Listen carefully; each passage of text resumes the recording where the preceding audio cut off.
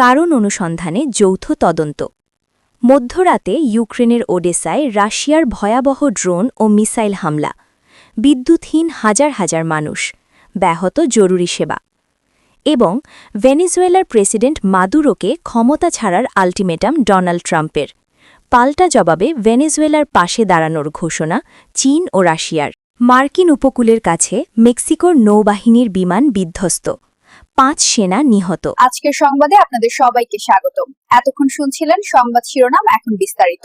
আমাদের চ্যানেলে নতুন হয়ে থাকলে চ্যানেলটি সাবস্ক্রাইব করে দিবেন। ইউক্রেনের ওডেসায় মধ্যরাতে রুশ হামলায় বিদ্যুৎ বিপর্যয়। এবারের খবর যুদ্ধবিধ্বস্ত ইউক্রেন থেকে। কৃষ্ণসাগরের তীরে অবস্থিত কৌশলগতভাবে গুরুত্বপূর্ণ বন্দরনগরী ওডেসায় গতকাল মধ্যরাতে ভয়াবহ হামলা চালিয়েছে রাশিয়া। এই হামলায় শহরের বিদ্যুৎ অবকাঠামো ব্যাপকভাবে ক্ষতিগ্রস্ত হয়েছে, যার ফলে অন্ধকারে ডুবে গেছে বিশাল এলাকা। ইউক্রেনের বিমান বাহিনী জানিয়েছে, রাত গভীর হবার সাথে সাথেই রাশিয়া কামিকাজে ড্রোন এবং ক্রুজ মিসাইল ব্যবহার করে ওডেসার ওপর ঝাঁপিয়ে পড়ে। স্থানীয় সময় রাত 1টা নাগাদ শহরের বিভিন্ন প্রান্তে একের পর এক বিস্ফোরণের শব্দ শোনা যায়।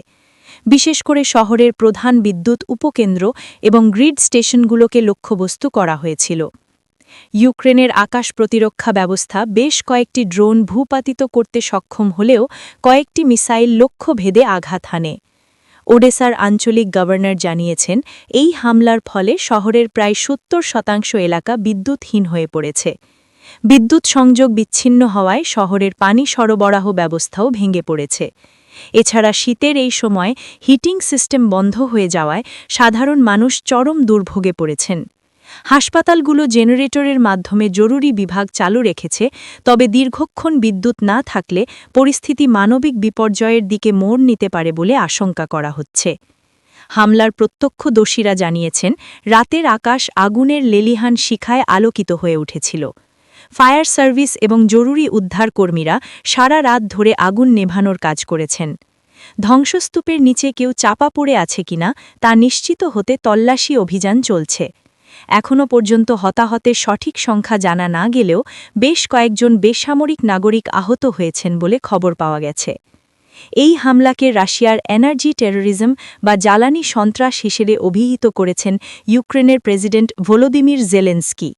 তিনি বলেছেন, শীতকালে সাধারণ মানুষকে কষ্ট দিতে এবং ইউক্রেনের মনোবল ভেঙে দিতেই রাশিয়া সচেতনভাবে বিদ্যুৎ কেন্দ্রগুলোতে হামলা চালাচ্ছে। অন্যদিকে রাশিয়ার পক্ষ থেকে বলা হয়েছে, তারা ইউক্রেনের সামরিক রসদ সরবরাহ এবং যোগাযোগ ব্যবস্থা অচল করতেই এই হামলা চালিয়েছে।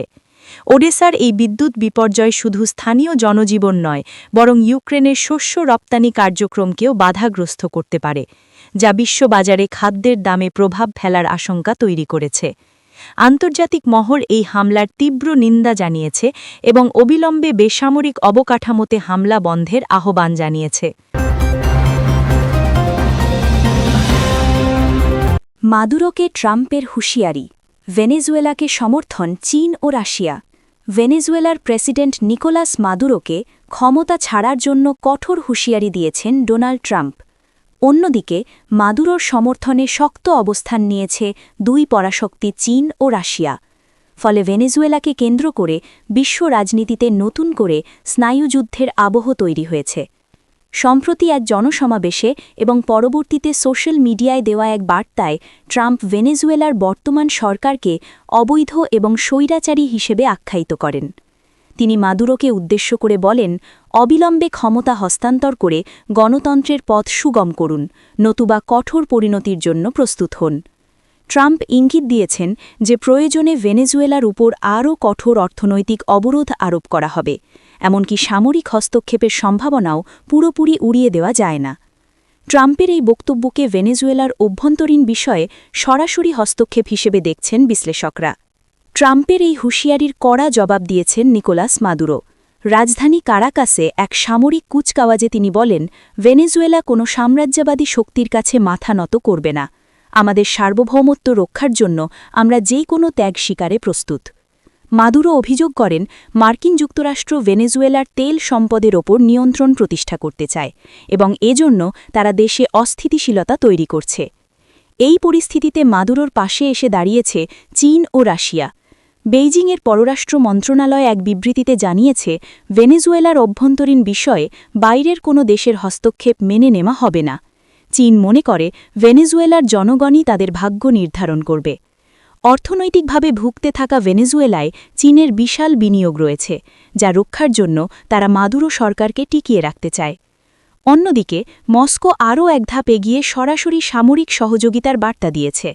রাশিয়ার পররাষ্ট্রমন্ত্রী মন্তব্য করেছেন, ভেনেজুয়েলার বৈধ সরকারের বিরুদ্ধে যে কোনো হুমকি আন্তর্জাতিক আইনের লঙ্ঘন। এর আগেও রাশিয়া ভেনেজুয়েলায় সামরিক উপদেষ্টা এবং সরঞ্জাম পাঠিয়েছে। বিশ্লেষকরা মনে করছেন, ইউক্রেন যুদ্ধের পর রাশিয়া এখন লাতিন আমেরিকায় আমেরিকার প্রভাব খর্ব করতে ভেনেজুয়েলাকে একটি কৌশলগত মিত্র হিসেবে ব্যবহার করতে চাইছে। সব মিলিয়ে ভেনেজুয়েলার রাজনৈতিক সংকট এখন আর কেবল অভ্যন্তরীণ বিষয় নয়, বরং এটি যুক্তরাষ্ট্র বনাম চীন রাশিয়া অক্ষশক্তির লড়াইয়ে পরিণত হয়েছে।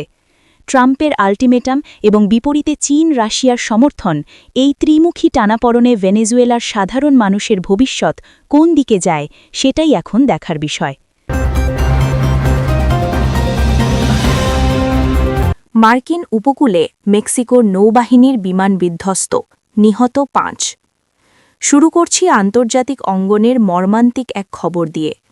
মার্কিন যুক্তরাষ্ট্রের উপকূলীয় এলাকার কাছে মেক্সিকোর নৌবাহিনীর একটি বিমান বিধ্বস্ত হয়ে অন্তত ৫ জন নিহত হয়েছেন।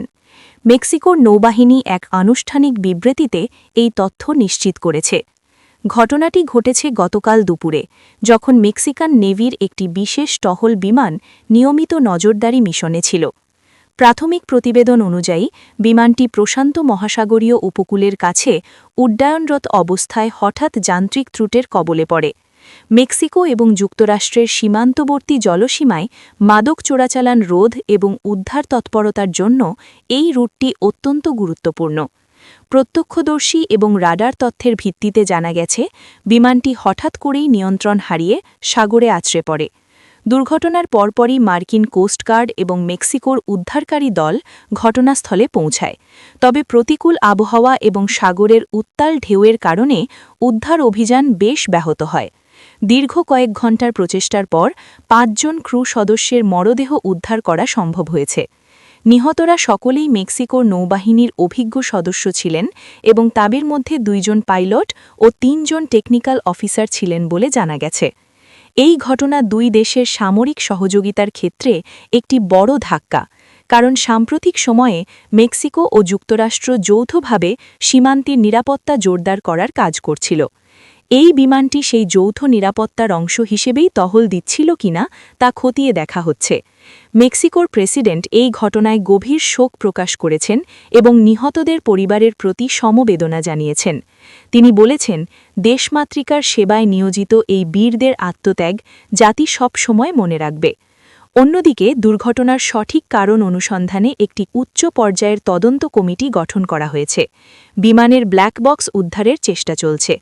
মার্কিন এভিয়েশন অথরিটি জানিয়েছে, তারা মেক্সিকোর তদন্ত দলকে পূর্ণ সহযোগিতা করবে। প্রাথমিকভাবে ধারণা করা হচ্ছে, ইঞ্জিনের ত্রুটি অথবা হঠাৎ করে আবহাওয়ার অবনতি এই দুর্ঘটনার কারণ হতে পারে।